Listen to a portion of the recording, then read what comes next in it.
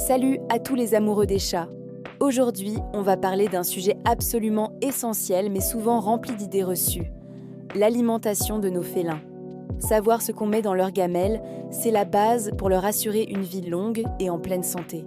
Alors, mettons les pattes dans le plat et démêlons le vrai du faux.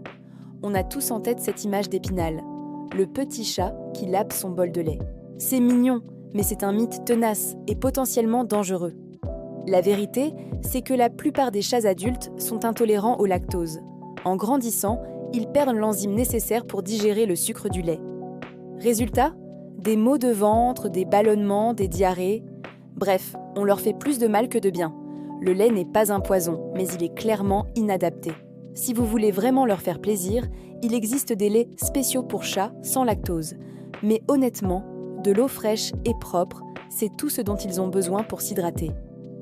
Au-delà du lait, il y a des aliments de notre quotidien qui sont de véritables poisons pour nos compagnons. Le chocolat, par exemple. Il contient de la théobromine, une substance que le chat métabolise très mal.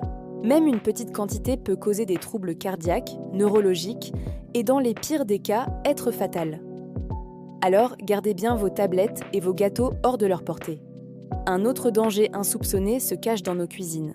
L'oignon et l'ail. Qu'ils soient crus, cuits, en poudre. Ils sont extrêmement toxiques pour les chats. Ils détruisent leurs globules rouges, ce qui peut provoquer une anémie sévère. Le problème, c'est qu'on en trouve partout, y compris dans les restes de nos plats, les sauces, les bouillons. Donner les restes de table est donc une très mauvaise idée. Pensez aussi à l'alcool, au café, aux raisins, aux os cuits qui peuvent comme soif se briser et causer des perforations. Ou encore aux aliments trop salés ou trop gras, comme le thon en conserve pour humains ou la charcuterie. Le système digestif de nos chats est fragile. Ce qui nous semble anodin peut avoir des conséquences dramatiques pour eux. Face à ces dangers, on pourrait être tenté de se tourner vers les compléments alimentaires. Oméga 3 pour un beau poil, probiotiques pour la digestion, soutien pour les articulations des chats âgés. C'est vrai, ils peuvent être très utiles, mais attention, ce ne sont pas des bonbons. Un complément ne doit jamais remplacer une alimentation équilibrée et doit être donné sur les conseils d'un vétérinaire. Donner des vitamines ou des minéraux sans qu'il y ait une carence avérée peut créer un déséquilibre et être contre-productif, voire dangereux. La base, ça reste une alimentation complète et de qualité. Alors, comment choisir la bonne nourriture ? Le plus souvent, ça se joue sur les croquettes. Et pour ça, il faut devenir un pro de la lecture d'étiquettes. C'est moins compliqué qu'il n'y paraît. La première chose à regarder, c'est le premier ingrédient de la liste. Pour un carnivore strict comme le chat, ça doit être une source de protéines animales de qualité. Poulet, dinde, saumon, et non pas sous-produits animaux ou céréales. Les chats ont besoin de beaucoup de protéines pour être en forme. Ensuite, jetez un œil au taux de glucides. Les chats n'ont quasiment pas de besoin en glucides. Des croquettes qui en contiennent trop, c'est souvent le signe d'une qualité médiocre où les céréales ou les légumineuses servent de remplissage bon marché. Un taux élevé de glucides peut favoriser le surpoids, le diabète et d'autres problèmes de santé. L'idéal est de trouver un équilibre. Beaucoup de protéines, un taux de matière grasse adapté et le moins de glucides possible. Ne vous laissez pas avoir par le marketing. Les mots comme premium, naturel, holistique ou recette de grand-mère sur un emballage ne veulent rien dire. Ce ne sont pas des termes réglementés et ils ne garantissent absolument pas la qualité du produit. Le plus bel emballage peut cacher la pire des compositions. La seule chose qui compte, c'est la liste des ingrédients et l'analyse nutritionnelle. Une bonne marque est transparente sur sa composition et respecte la nature carnivore du chat. Parlons maintenant d'un sujet qui fait débat. Les croquettes sans céréales ou grains frits. Est-ce une simple mode ou une réelle nécessité ? La réponse est « ça dépend du chat ». D'un point de vue nutritionnel, les céréales ne sont pas indispensables pour un chat. Il n'en a pas besoin. Le problème, c'est que toutes les croquettes, sans céréales, ne sont pas forcément meilleures.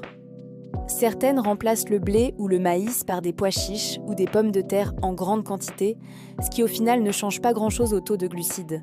L'important, ce n'est pas tant l'absence ou la présence de céréales, mais l'équilibre global de la recette. Est-ce que les protéines animales sont majoritaires ? Est-ce que le taux de glucides est bas ? La nourriture est-elle digestible ? Certains chats, notamment ceux qui ont des allergies ou une sensibilité digestive, se porteront beaucoup mieux avec une alimentation sans céréales bien formulée. Pour d'autres, une bonne croquette avec un peu de riz très digestible ne posera aucun problème. Il n'y a pas de réponse unique. L'essentiel est de choisir une formule adaptée à votre chat. En fin de compte, bien nourrir son chat, ce n'est pas une science exacte, mais c'est une démarche pleine de bon sens. Ça veut dire comprendre qu'il est un carnivore, bannir les aliments toxiques de son environnement, apprendre à décrypter une étiquette au-delà des slogans marketing et choisir une alimentation qui correspond à ses besoins spécifiques en fonction de son âge, de son activité et de son état de santé. Soyez attentifs aux signaux qu'il vous envoie. Son poids est-il stable? Son poil est-il brillant? Est-il plein d'énergie? Ses selles sont-elles bien moulées? Ce sont les meilleurs indicateurs de la qualité de son alimentation.